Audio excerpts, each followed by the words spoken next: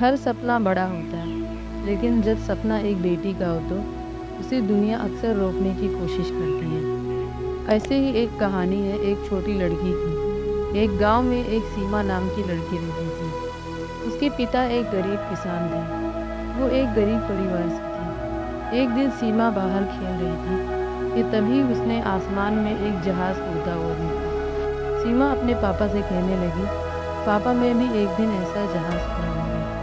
उसके पिता हल्की मुस्कान के साथ अपने बेटी को गले लगाते हुए कहने लगे, बेटा एक दिन तुम ये आसमान ज़रूर छूओगी। समय बीतता गया। सीमा अक्सर आसमान की ओर देखती और जहाज़ के आने का इंतज़ार करती। उसके आंखों में अलग ही चमक थी। सीमा अपने माता पिता के साथ खेतों में काम करती। पिता हल जोतते तो सीमा पानी देती थी और शाम को पढ़ाई करती।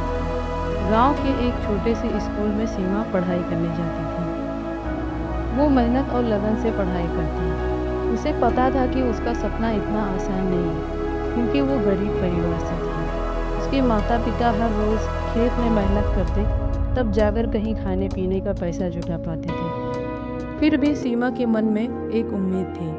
वो हर रोज़ काम से फारिग होकर पढ़ने बैठ जाती। गांव के लोग उसे अक्सर ताने भी मारते कि लड़कियां तो चूल्हा फूंकने के लिए होती है, इतना पढ़ लिख कर क्या करोगी, जिसकी वजह से सीमा बहुत मायूस हो जाती।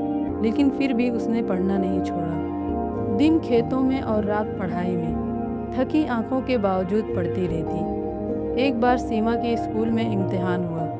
जो उसमें फर्स्ट आता उसे शहर जाकर पढ़ने का मौका मिलता। सीमा ने भी उसमें हिस्सा लिया और मेहनत से पढ़ाई की और उसकी मेहनत रंग लाई। उसने वो इम्तिहान जीत कर स्कॉलरशिप हासिल कर लिया।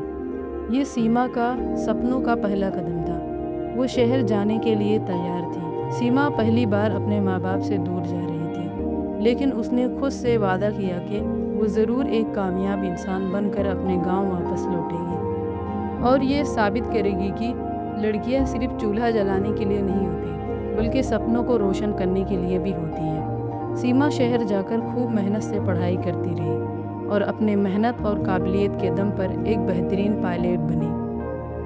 और अपने गांव लौटकर उसने समाज को और लोगों को ये सबक दिया कि लड़कियां भी अपने पर को खोल सकती हैं और उड़ान भर सकती हैं। जहां लोग अपने बेटियों को चौखट और चूल्हे से आगे की नहीं सोचने देते हैं। कहते हैं कि पढ़ लिख कर क्या करोगी, शादी की उम्र हो गई है, शादी कर दो। ये नहीं सोचते हैं कि वो क्या चाहती है। सबके ज़िंदगी में सभी लोगों का एक सपना होता है जिसे वो पूरा करना चाहते हैं। अपनी ज़िंदगी अपने तरीके से जीना चाहते हैं। उन्हें खुलकर जीने दो। बेटियों को एक पूरा आसमान दो। जो वो करना चाहती है उन्हें करने दो। ये उनका फैसला होना चाहिए कि वो किस चीज़ में अपना भविष्य ढूंढती है।